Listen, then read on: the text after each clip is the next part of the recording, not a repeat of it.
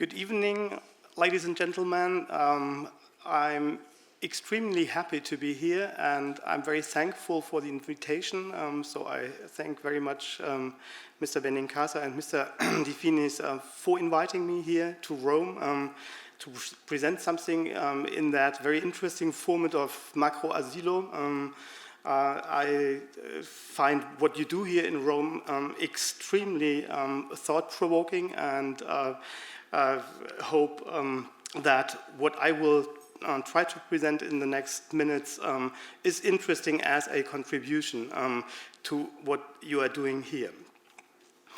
As you see, I'm speaking in English. I have prepared a presentation in English. I thought it's better to speak in English than in German. So Mr. Benincasa in the beginning told me that it would be possible to speak German as well, but I thought, okay, if I speak German, that may cause that everyone needs a translation. And even though that I guess the translation is really good and very good, and I thank Mrs. Rantucci very much for translating behind there, I think it's better to have something in English that eases understanding, and according to my experience, at least, it's better if someone has to deal with a foreign language, it's better that everyone has to deal with a foreign language. So for me, English is a foreign language as well, for you too, and so maybe that eases a little bit understanding.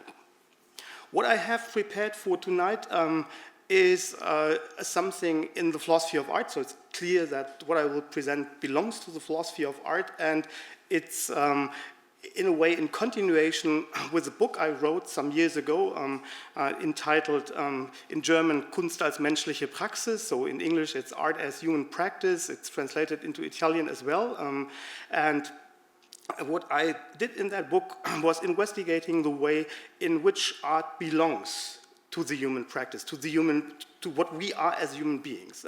I wanted to understand this better, and with that book, working on that very question did not end, but it still continues, and what I will present tonight is a form of continuation of that, and it's mainly that I reflected in the last month more and more on the question, if we are essentially beings, being bound up with art. So if what we are as human beings is connected with art in an intense way, how do we have to understand the way we are as human beings? And I thought more and more that it's necessary to understand this with the concept of improvisation. Yeah, so to think of the human being as not only homo artisticus, but as homo improvans as well, so or homo improvisator. Yeah, so it's kind of that this is essential to what we are.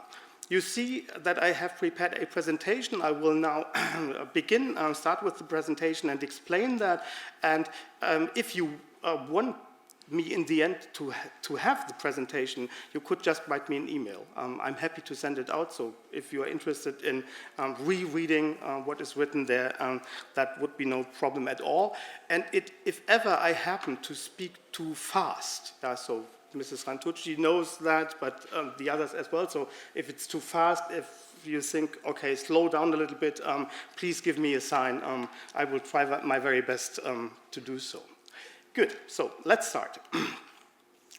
My presentation addresses the question of how art has an impact on human practices.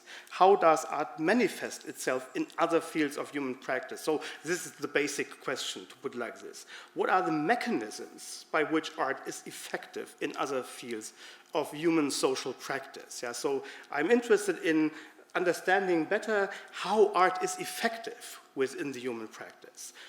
Another way of putting this very basic question could be articulated as follows. I want to investigate the dynamics art unfolds within everyday social practice. And now, this may already be clear for you from my title, is that I think an analogy between art and improvisation is helpful here. In order to explore the embeddedness of art in everyday social practices, I construct an analogy between art, and that means art in relation to what we are as human everyday beings and improvisational practices. Yeah? So be it artistic or not, but think of artistic improvisations in the first place. That is, I hope, so helpful. And I think that this analogy I'm speaking about can be explained better if we understand it in the following way. We understand it in terms of the following question. In which ways can we conceive of artistic interventions into everyday social practices as being analogous to impulses in an improvisation? So that is what interests me most. Yeah? So artworks may be thought as interventions, and often artists want to intervene in something. Okay, that's clear. Yeah? So if we now want to investigate the relation between what an artist does and everyday social practices, yeah, I think it's helpful to think of an improvisational practice and look on impulses within an improvisation. Yeah? An impulse is something which someone who improvises, think of a jazz quartet, for instance, does specifically. So the drum, for instance, plays something which is unexpected for the others. Yeah? And this I understand as an impulse. And I want to investigate in which way impulses like this in improvisational practices help us better understand how artistic practices are intervening in everyday social practices. So that's the upset, the basic upsets. I understand interventions in a broad sense. So that means that they, according to my understanding, encompass not only critical, but also affirmative ways of exerting an effect on other practices. That's important. Yeah? So it's an intervention does not only mean that some critical effect has been produced, yeah? But an intervention can be affirmative as well. And to explain this point further, I could say that it's important for me not only to stick to very specific, critical, intellectual, artistic practices in thinking about art, but on popular and pop cultural practices as well. So, and to have this in mind that art can be both very elitist and critical and intellectual, but it can be in a popular way effective as well, and both sides, according to my understanding of art, are important. Two aspects with regard to interventions are of particular importance. First, an essential dimension, I thought that something like this could happen. I'm extremely sorry, I forgot to go further. The problem is the following. We did not succeed in making the computer work here with the presentation. So there's a computer back there on which the presentation you see runs, but I have my own presentation, and I'm sorry you did not clearly give me enough signs, at least, that I now see you haven't seen what I presented. I already presented all that, but now, okay, now it's there. Okay. Nevertheless, I hope that you got at least the most important aspects of what I already explained. So, with regard to interventions, I think two aspects are of particular importance.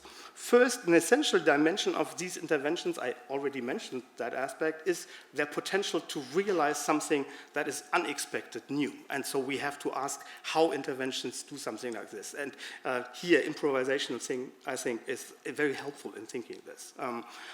And secondly, what the interventions realize manifests itself in reactions to them. So if you have an impulse in an improvisation, the impulse is nothing if no one reacts to it. Yeah, but if the drum does something and then the piano reacts, then something is really established by that. So, and I think that with regard to interventions we have, so artistic interventions, we have to think in the very same way about them. So it's kind of what artistic interventions realize is essentially bound up with the reactions to these very interventions. So interventions are real through the ways people react to them. And I will try to investigate both of these aspects I mentioned in what follows. Accordingly, I will proceed in 3 steps. I will first discuss basic aspects of improvisation, so that is kind of more preparatory work, for my reflections. Then secondly, I will investigate ways in which theorizing improvisation may help us to better understand artistic practices, and mainly the aspect of the unexpected will interest me here. So in which way can we understand artistic interventions as realizing something unexpected? And what does that mean if we understand the unexpected as being part of human practice in general in that way? And thirdly, I will thematize reactions, what I already explained, to interventions, and by that, the social dimension of artistic intervention. So in that way, I will relate myself to discussions of, for instance, Bourriot or Claire Bishop, but nevertheless, I won't mention them explicitly. It's more in the background of what I'm thinking about, and I will try to give you a more general account of the social dimension of artistic interventions. For a short overview, first part improvisation, second part from improvisation to art, and third part the social structures of artistic interventions. Is that too fast?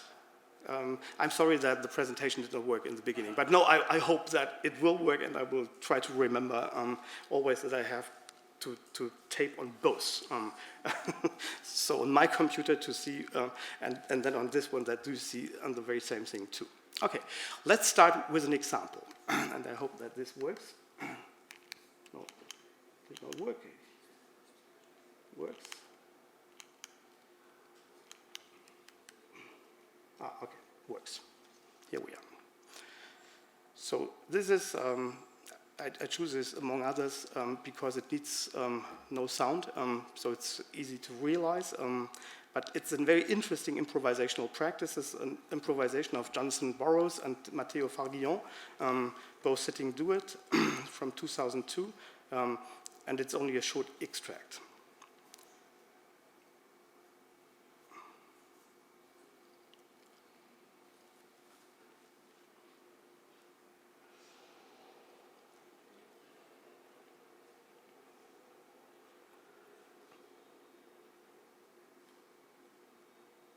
So that may suffice. Concerning our understanding of what art is, 4 characteristics of improvisation are of particular importance, and I think all of these characteristics you have seen in the example I just gave you. First, it's interactive dynamics. Second, what I call its challenge structure. Third, its evaluative dimension, and fourth, and finally, its qualities of unexpectedness and uncertainty. So, and that means the ineluctable possibility of its failure. And I will try now to be more explicit about these aspects of what, according to my understanding of it, is characteristic and extremely important for improvisational practices. Let's begin in preparing for this with the importance of preparation. Improvisation is a practice in which the improviser is prepared for being for the unprepared, prepared for being unprepared in a way. That is important. So as a philosopher, I'm tempted to say that's the dialectics of improvisation, but let's don't stick too much to the philosophical vocabulary.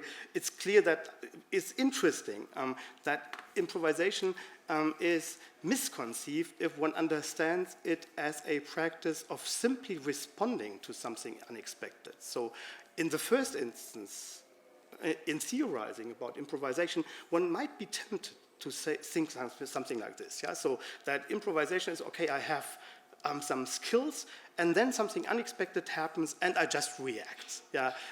But this is a misconception of improvisation. It's important that there is an essential aspect of preparation to it. So, and this preparation can be explained that someone who improvises is trained to foster the unexpected and cope with it. And that means that part of what an improvisational skill is about is just being able to react to something. Yeah? And if you remember the example of Burroughs and Faguillon, yeah, it's clear that, okay, there's lots of preparations in that. Okay, they have a score. Okay, that's deep preparation, and you see that the score lying on the floor before them. But that's not all. They are prepared in skills of moving the hands, for instance. They have trained that, but they are prepared as reacting to each other and having a clear view of what they do and what is interesting about what they do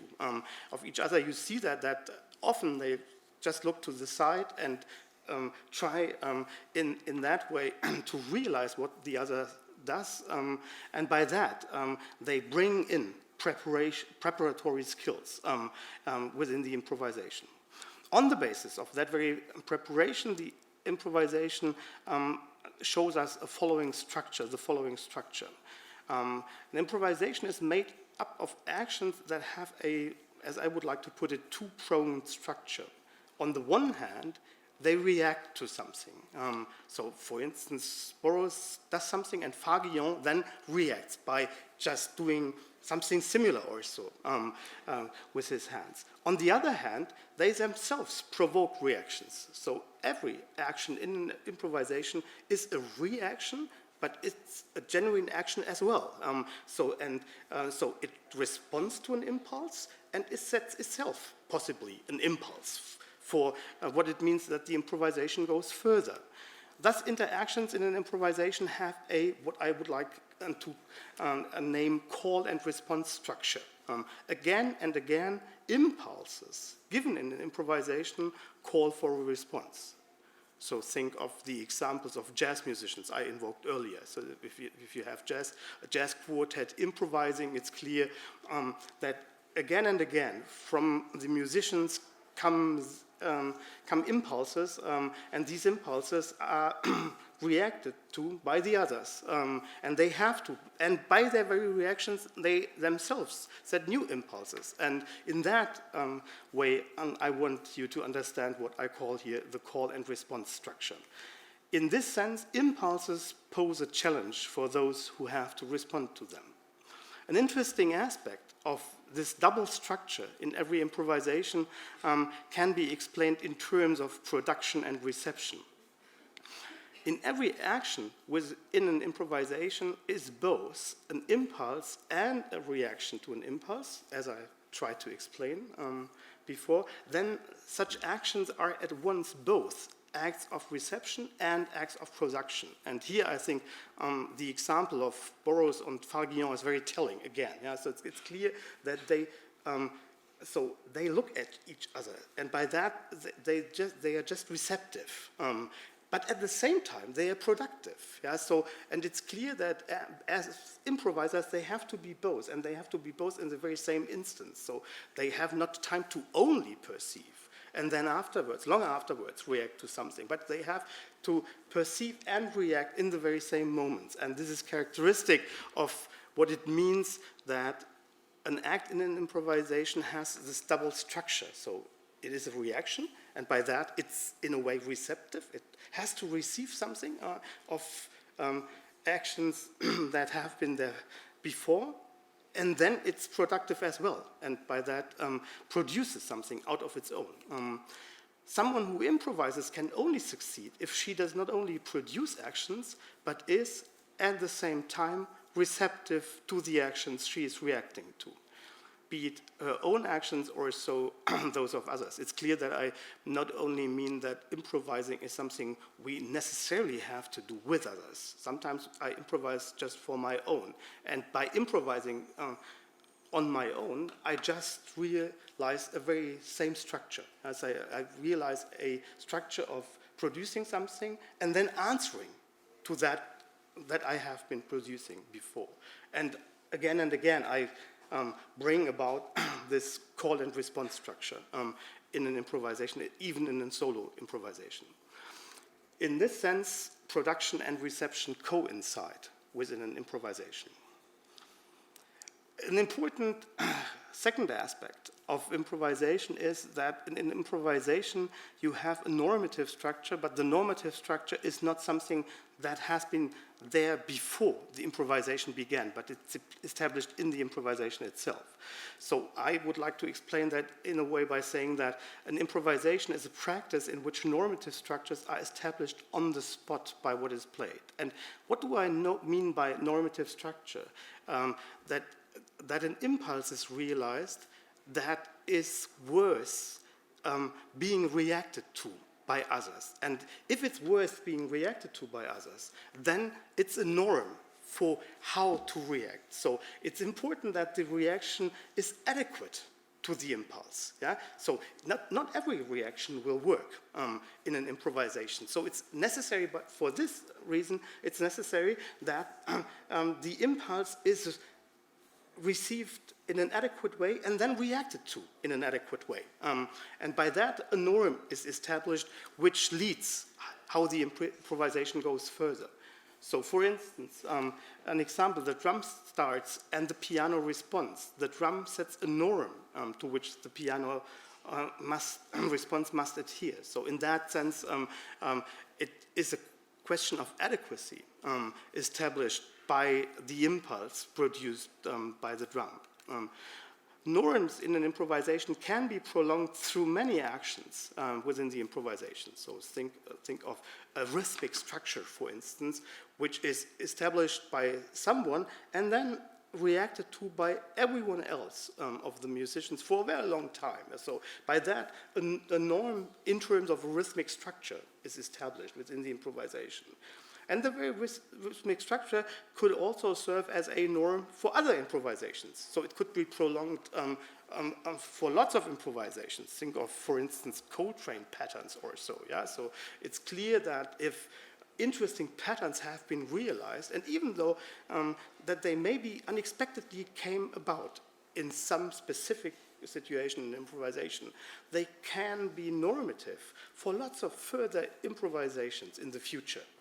And by that, one can see that an improvisation always establishes a structure which is not normative in the sense that norms are pre-given beforehand, but which is normative in the sense that norms are established in the improvisation itself, and the norms can be only very short lasting, but they can last for a long time as well and can bound lots of actions in improvisations.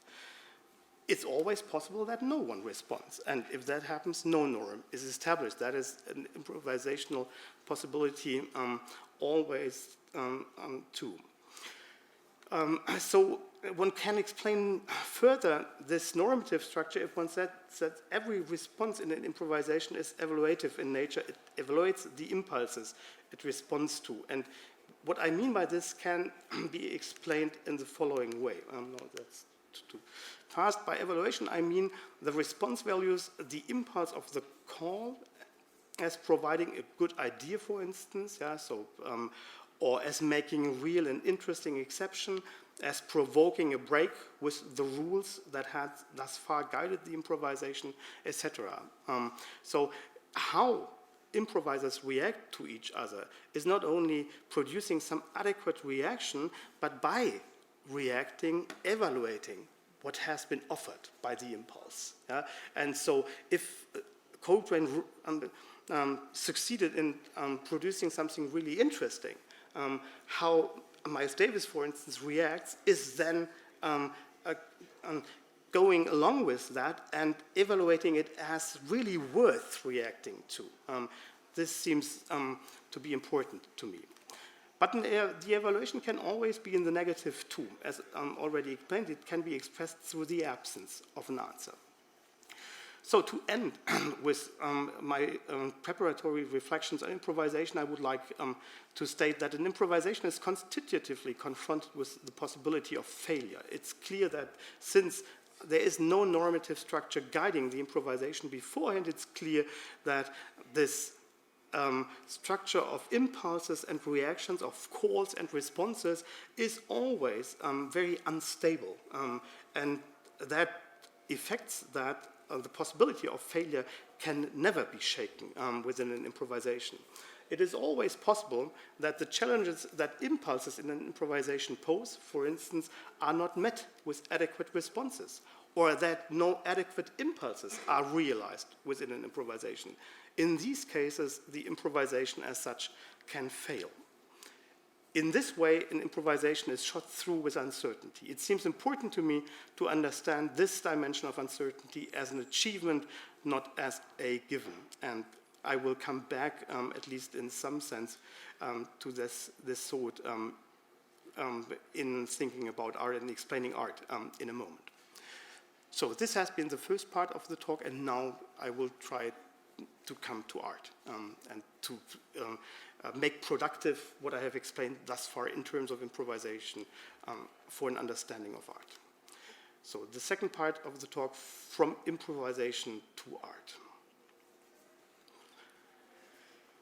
To start with, doubtlessly many works of art are not improvisations. It's clear that it's in a way pointless to explain all what we do in art and in the art world can be or it should be understood and explained in terms of improvisation. But our interactions with them, with works of art, bear all of the characteristics of improvisation.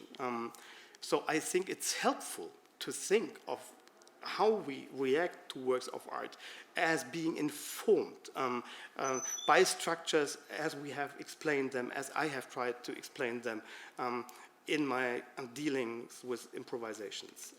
Among others, and this is very important, I think, works of art establish their own normative structure, what Theodor V. Adorno calls their law of form. You can explain this in terms of their own language. Every work of art speaks its own language, and that can be explained in very classical art forms as well. I would like to explain it in the following way. Even if a work of art belongs to an art form, like the novel, for instance. Think of Flaubert. Yeah? Flaubert writes a novel like Emma Bovary, or an artistic movement. So French naturalism, 19th century naturalism, for instance. It does not share its specific language with other works of art. So it's kind of every novel, for instance, has to reinvent the very art form of the novel. And in a way, find its own way of dealing with the very art form in question, and that means that every work of art, in a way, speaks its own language. No other work of art is composed in a way as the one, for instance, Emma Bovary is composed. If this is true, so if every work of art is in a way establishing its own language, it's clear that no one interacts with the work of art is wholly prepared to understand this. So no one speaks the very language the artwork is speaking, to put it like this. Yeah? And this is this means if this is the basic structure of how art works, then it's clear that every work of art poses a challenge to those who interact with it. It's a basic challenge to really understand it, to in a way grasp the language one is confronted with. Yeah? Imagine the situation where you're confronted with a foreign language and you want to understand it. It's clear that you have to do some effort, at least, to, in a way, deal with the language you are confronted with. And this is the very same thing if you interact with artworks in a very basic way. In my view, it is important to understand the challenge in question basically as practical in nature, analogous to improvisation. A work of art consists in the challenges it poses, for instance, to our practices of seeing.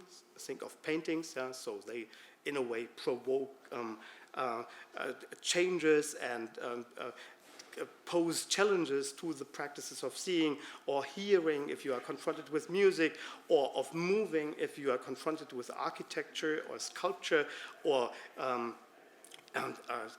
to our effective living. If you are confronted with, for instance, a film or a novel, it's clear that then you effectively deal with what you're confronted with, and that means you have to understand, in the case of Emma Bovary, for instance, the effective plot realized by the novel by interpreting it with your own effective way of reacting to it. And in that way, every work of art poses challenges to specific types of practice we are involved in. And now the most important question at this point seems to be to me of how to conceive of the practices engaged in by those who interact with works of art. And a very prominent explanation in the philosophy of art at least has it that these practices should be understood as mimetic practices. This is very famous in Theodor W. Adorno's aesthetic theory. And what does that mean? That if you are confronted with a language you do not know, you just have to adjust yourself to that very language. You have, in a way, to copy the language for yourself. And that could mean that you react to the very language you are confronted with in a mimetic way. So that you do mimicry to the language you are confronted with. And you just double it, and you just reproduce its structures, the structures you are confronted with. Adorno's argument can be summarized as follows. Since a work of art realizes a language of its own, the only way to understand it is to follow its structure. We have to adapt ourselves to the structure of the artwork. Even though I think that Adorno's proposal grasps an important aspect of what it means to interact with a work of art, I also think it is problematic. And why is it problematic? I think that a very important aspect of what it means to deal with a work of art is missing, or at least is not clear enough in Adorno's proposal. And I would understand it in the following way. If one understands the practices by which recipients interact with a work of art as mimetic, one tends to overlook the dialogical character of the interaction. So, or to put it otherwise, the activities of us as receivers. So the recipient is not only passively interacting with a work of art, but it's an active interaction, and it has to be stressed that we are active. So, and we have questions, for instance, to a work of art, or we have perspectives, and these perspectives are not only pre-structured by how the work of art is configured, but the structure of our questions, or how we bring ourselves into our interaction with a work of art, is deeply informed by something which interests us, which belongs to us, and which is in no way pre-described by the work of art. And this is missing if we understand the practices by which we deal with works of art just as being mimetic practices. Recipients have to respond to the impulses they get from the structures realized in the work of art. And so I hope that you see that I'm now at a point where I can bring together the discussions I started with. So the responses recipients have to bring about in dealing with works of art can be understood in analogy to improvisation, just as improvisers have to respond. So against the background developed thus far, I would like to construct the analogy between improvisation in particular and art in general, as already announced. Here 2 points are of primary importance. By their responses, recipients are productive, as already highlighted. Thus, there is a coincidence of production and reception in the reception of artworks, as there is such coincidence in improvisations. As explained, so it's important that we receive thoroughly in being confronted with something in an improvisation. And it's the very same thing if we deal with a work of art. It's important that we receive thoroughly, that we are really carefully looking or hearing or whatever we do receptively, passively, to put it like this. But in the very same instances, it's important that we are active, that we are posing questions, that we are really giving us into a dialogue with the artwork, as we give us into a dialogue with the other improviser in an improvisation. So that's how I would like to understand the analogy. Because of its challenge structure, art has to be understood in terms of the unexpected, in the sense that is pertinent to improvisation. And this is just where I would like to begin with, so the second point. The basis for improvisation and the reception of art is not, and this is in my view, maybe the most puzzling and most important aspect of the analogy I want to establish is not knowing what to do. So we have not skills by which we are, in a way, secured of how to go further on, but rather learning how not to know what to do. I think in an improvisation, the most important aspect is just this, that someone who improvises, it's clear, okay, you train your patterns, you train your fingers, to put it like this. But the most important aspect is that you make yourself receptive to something which you haven't expected, and then learn to be able to react adequately to it. And that means that you are not sure what to do in that very moment. Yeah? You have to be to be open to react in a different way as you have been trained to. Yeah? And that means that the basic skill of improvisation is not knowing what to do, but learning how not to know what to do. The skills necessary for dealing with art and improvisation, but for art as well, thus have to be understood as entailing a sensibility for unanticipated events, a sensibility for something which we did not expect. And the sensibility means that we have to recognize something as being unexpected on the one hand, but on the other hand, as being worth to react to. So that we really see that something is going on which is worth engaging with. We have to conceive of the unexpected as being constitutively related to an ability to recognize and react to it. Thus, this is something we as philosophers would maybe term an ontological claim. So it means what it is, that something unexpected is there, is not only that something happens we just did not expect on the basis of our skills. But what it means that something unexpected happens means that we have skills to recognize it and to relate ourselves to. And if you don't have skills like this, nothing will happen in terms of the unexpected. And this is extremely clear in an improvisation. So if you only stick to what you have been trained to, for you, so it's kind of you're very clearly trained in a technical way, but you have no sensibility for what others do in an interesting way. And you stick just to your training, to your technical training. Nothing unexpected can happen for you. Yeah, it's only the only thing what can happen is that something does not fit to what the pattern you wanted to go on with is. And so lots of things may, in a situation like this, just fall apart. But if something really unexpected happens, that means that you have to recognize it as such, and you have to understand it as something which is worth reacting to. In this sense, the unexpected has to be understood as an outcome of art and improvisation.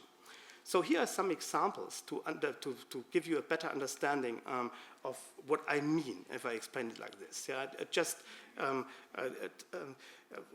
For instance, so the first example is, I think you all know this, and it's clear that I do not want to present something specific and interesting, really interesting here, but just to give you an idea. Yeah?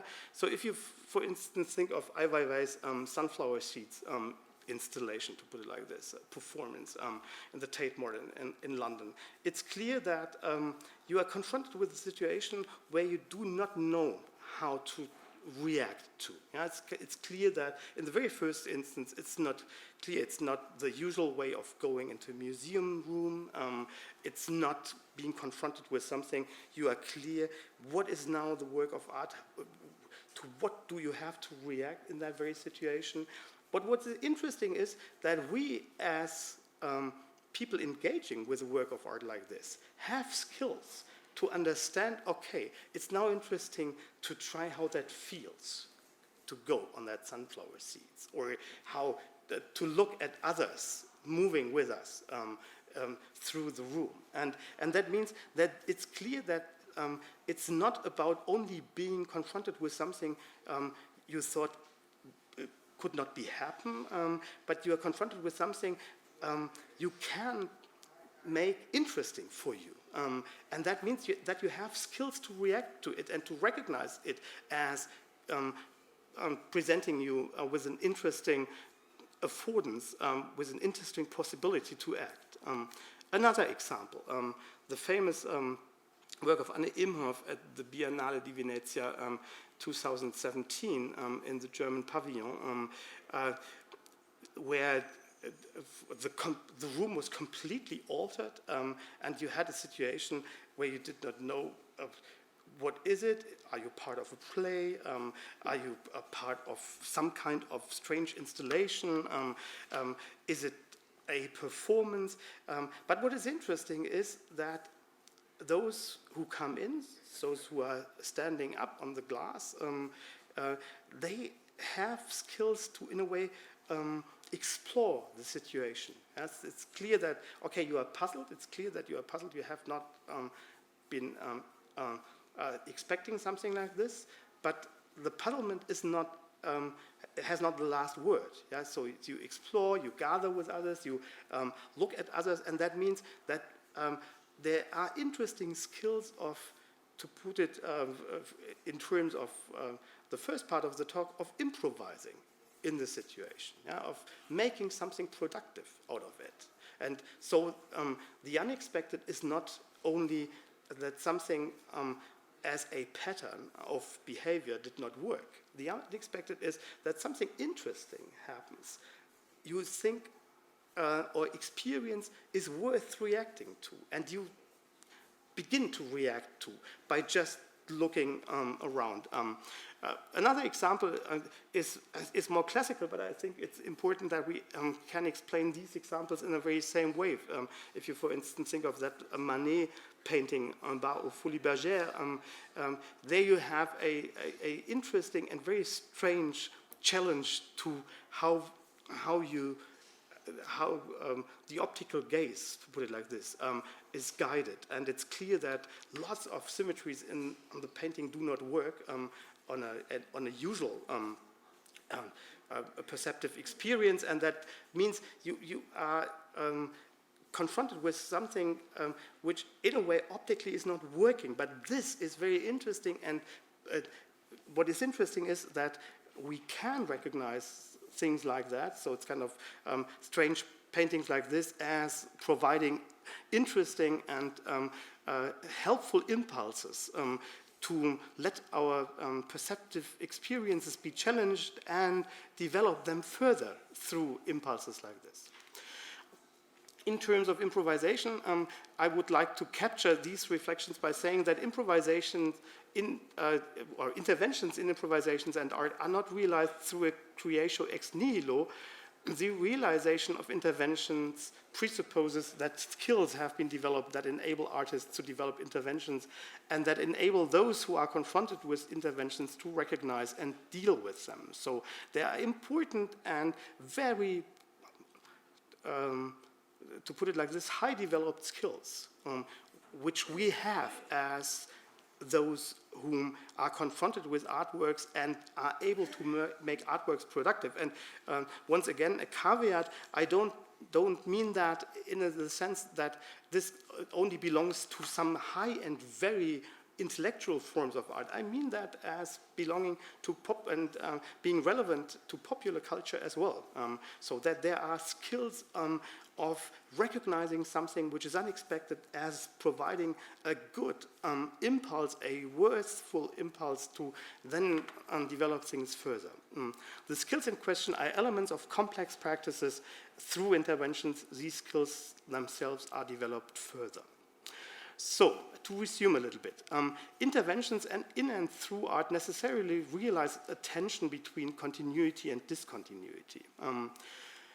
On the one hand, interventions only succeed if they are recognized as providing something new. They confront those who have to deal with them with something that breaks with former practices. That is so without that, there would be no impulse, there would be no intervention at all. But okay, something new has to be realized. But it's not only that there is some discontinuity, there is continuity on the other hand as well. On the other hand, the fact that interventions have to be recognized as such implies that they create some kind of continuity. And it's clear that I mean these structures being pertinent to improvisation as well. A first possible lesson. At first sight, one might think that artistic interventions can only succeed if art has a position outside of the social realm it aims at intervening in. But the foregoing reflections help us to understand that interventions can only be realized if a practice is developed in such a way that interventions can be recognized and made productive within the practice in question. Artistic interventions further develop practices and skills within a society. So I think it's important, if art is a part of a practice in a society, as it is in our society without any question, if this is the case, then we have to think of the skills which lead the everyday practices in that very society as being informed by art and being open for art, so both, yeah? like in an improvisation. So we have been dealing with artworks, and artworks have informed how we experience and how we behave, so how we practice. But at the very same way, the skills of our everyday practices are not fixed. They are not pattern-like structured in the way that nothing else can be recognized. They are open, so we have to understand our practices as essentially being open to experiences of something unexpected, which we can recognize as such and make productive. I think, or I hope, that the foregoing reflections have established that. The conceptual framework provided by the analysis of improvisation helps us to better understand art's potential to intervene in society by elucidating that members of a society where art plays an important role, as just explained, I think is the case in our societies, have skills that enable them to recognize and make productive the artistic interventions they are confronted with. In this sense, the everyday practices within which these skills are relevant can be understood as being improvisational practices. So I think one lesson I would like to draw from these reflections is that we misconceive of our everyday practices if we just think they are homogeneous, pattern-like practices where we are routinely going on and on. But we have to think of our practices as being more open. And in this sense, we can understand what we do in the everyday as being, in a way, improvisational in nature. So, ladies and gentlemen, the last part of the talk is shorter. And then the second part has been, it is devoted to social practices, and I will try to restrict it to, let's say, 15 minutes, and then I will have been done. It's important maybe for you just to know what's going on here. And as I have now tried to understand a little bit the relation between art as producing something unexpected and what we as skillful recipients, or those who are confronted with something unexpected, have to have developed in terms of skillful practices.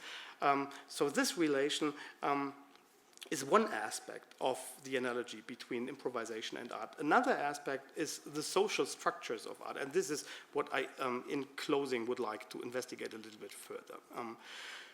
So, considered in the abstract, so firstly I start with improvisations, once again, just to give you a structural idea of how the social structures of how art informs society can be captured on the basis of reflections on improvisation.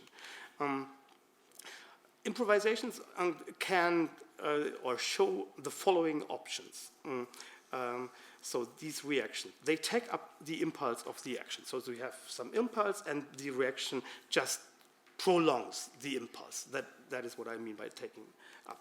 Another option is they realize some sort of counteraction. Yeah? So it's kind of, you have the drum playing something and the piano is not continuing the impulse, but more or less setting a counter impulse against what the drum has played. That would, in my view, be a kind of counteraction. Or the third possibility, they just ignore the impulse of the action. Yeah? It's kind of nothing happens, as already explained. Yeah, in improvisation, that's often the case. So it's, even though you tried to make your fellow players to do something, to react to something, they just don't react and nothing happens. While the first option is associated with a positive evaluation of the impulse, and on the third C, may be associated with a negative one. Yeah, so it's kind of, you think it's just not worth reacting to the impulse. B, so setting a counteraction can be associated with either a positive or a negative evaluation. It's clear that it can be that you think, okay, no, we should not go on in that direction, and set some impulse against that. And so you think, okay, no, we should establish another way of continuation within the improvisation. Or you think it's interesting what he has proposed, but it would be more interesting, or it will become more interesting if I make a counter proposal. Yeah, and so we, by just fighting with each other, but we fight together, we develop the improvisation further. Interventions generate different social structures by just these reactions, which fall into 4 types. A, by taking on impulses, so by continuing them, homogeneous communities can be formed.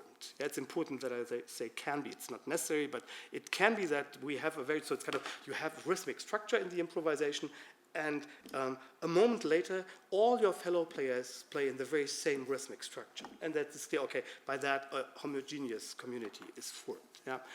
Through counteractions, communities of struggle between different perspectives can be formed, as just explained. Yeah? So you have an impulse, and then you have from the piano a reaction, which is in a way setting some counter impulse. But it's not to say that we should not evaluate the first impulse to the positive. It's an evaluation to the positive, but it's thought as being more interesting if it's part of a struggle. And this would be realized if a community of struggle is realized. A third option, through counteractions and ignorance, insoluble conflicts can be formed. So real conflicts, which mean that a lack of community is built up. And last but not least, ignorance can lead to social isolation.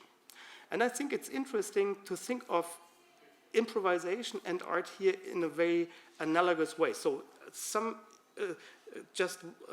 once again, tiny examples to give you an idea of what I'm thinking about. And here I think that what you choose as picture for the announcement of my presentation is very interesting, the tankman, because it clearly shows one way a social structure is formed in improvising something. And here it's clearly a kind of conflict, and maybe in the end it's an insoluble conflict. It's not a community of struggle, yeah, but it's no community formed, but it's just that one perspective and the other perspective don't fit together. And it's very interesting, and maybe these different photographs of the situation have become that important in some reflections on culture in the last 20 or 30 years, is just that they really show emblematically kinds of lacks of community within societies.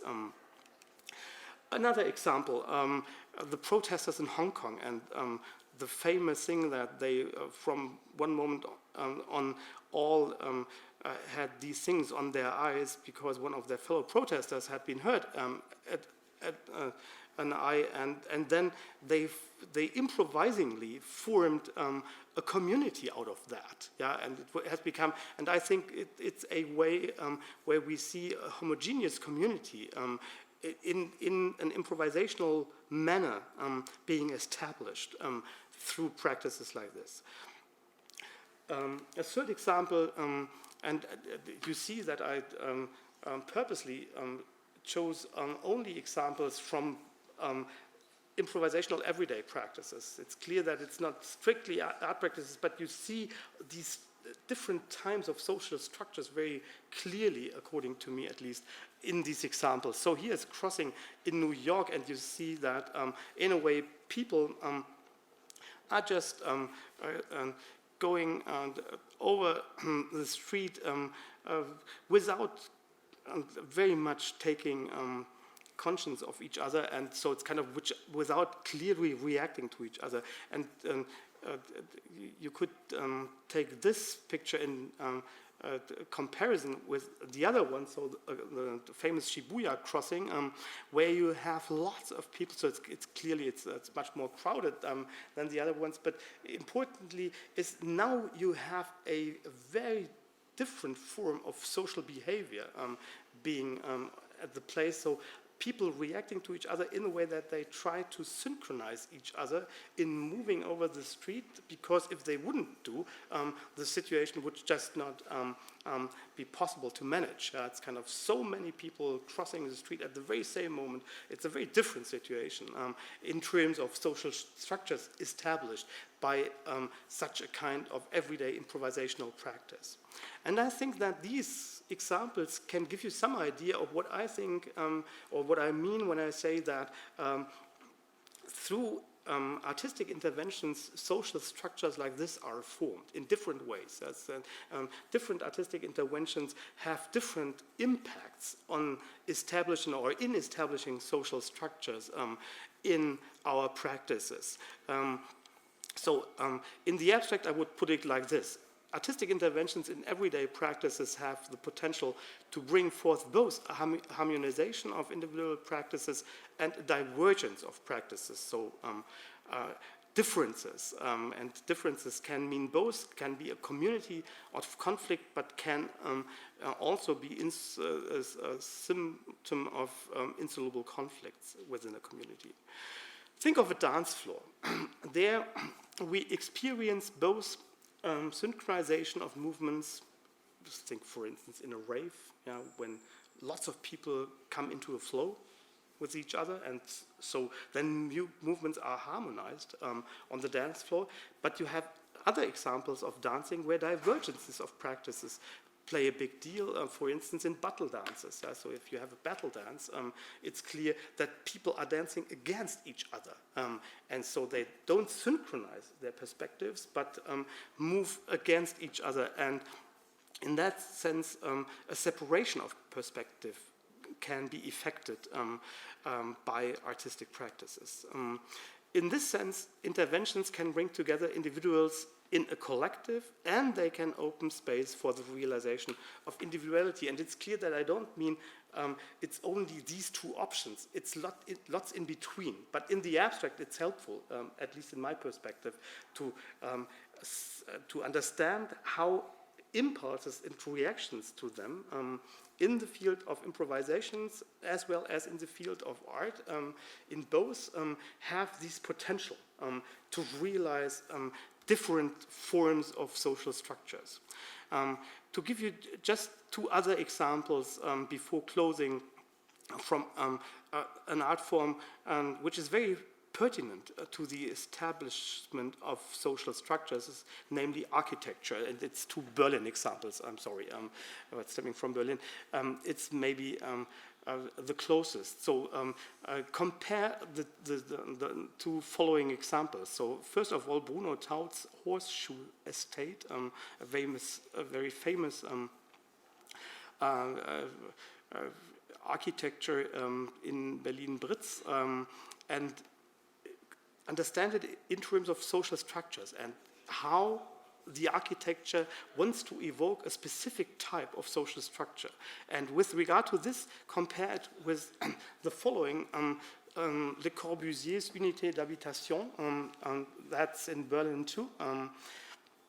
And it's a very famous type of architecture for a specific time, and I think you have a very famous example in Rome too of this. There's this large building, a kilometer of length, if I'm not mistaken, more or less, which is more this Corbusier style, and it's clear that these different, so it's kind of maybe it's helpful to just go back. It's clear that in terms of, for instance, what it means that people see each other, that they have space to communicate with each other, that they meet each other between where they live. And so these architectures are establishing very different forms of social structure.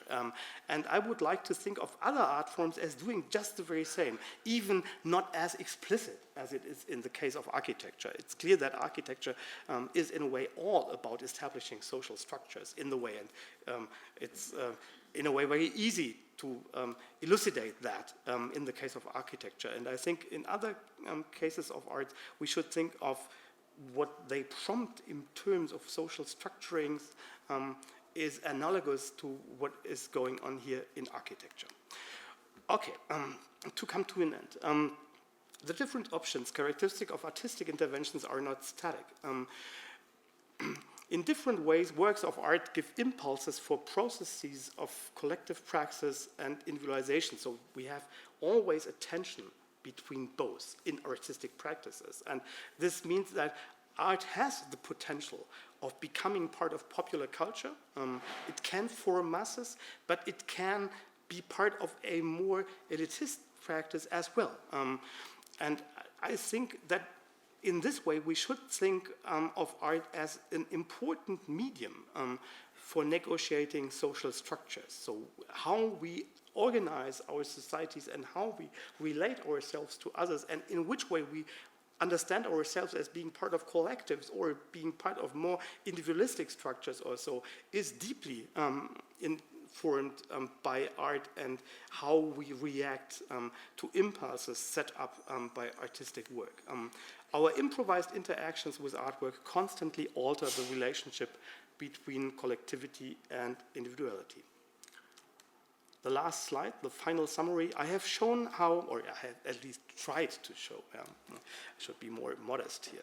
I have tried to show how the conceptual framework provided by the analysis of improvisation can be illuminating for understanding the social structures of artistic interventions.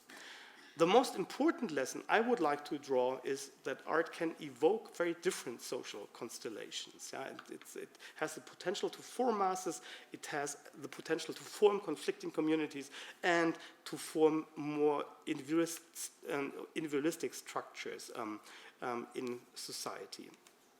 By evoking these constellations, artistic practices provide impulses for negotiating the social structures of everyday practices. Thank you very much for your attention.